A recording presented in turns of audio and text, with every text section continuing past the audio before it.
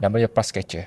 Price Catcher. Price Catcher ni bahasa kampungnya adalah apps yang digunakan untuk detect harga barangan. So basically benda ni dah 2024 tak salah ya, telah wujud. So ini satu apps yang digunakan oleh orang awam yang boleh download ke Android dengan iPhone lah. So Price Catcher ni ataupun aplikasi untuk detect harga ni adalah untuk detect barangan. Ayam, buah-buahan, kuih tiaw pun ada. Barang keluar asas lah. Okay, apa yang dia buat lah, contoh saya nak ayam. Ayamnya satu ekor lah tersebut. Satu ekor dalam sekilo lebih standard. So kita letak kita nak ayam, dia akan loading.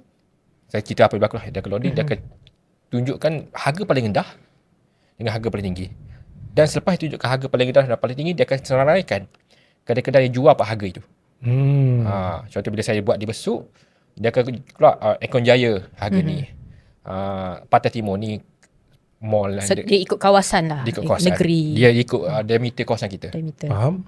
Sebab tu dia akan detect location phone. Tapi sepasti benda ni adalah benda yang teknologi. Dia macam saya kata awal tadi, dia tak familiar ataupun tak dikenali atau tak popular di peringkat bawah ataupun saya boleh kata kat sini sejujurnya di peringkat kampung-kampung. Sebab benda ni pun lebih kepada orang muda. Pada mak ataupun yang lebih berusia mungkin tak familiar, dia kurang sikit. Dia buat perbandingan harga dekat supermarket utama lah kiranya. Yang kedai-kedai runcit. Dalam lingkungan, kita boleh set tak lingkungan tu? Itu saya tak pernah buat, saya rasa tak boleh. Okey, faham. Dia akan detect location phone kita tu, of course guna phone. Dia akan listkan kedai-kedai runcit yang bawah KPDX dan sebagainya untuk detect harga ni berapa. Saya boleh pergi pada location ni untuk pergi kedai tu. So itu cara dia.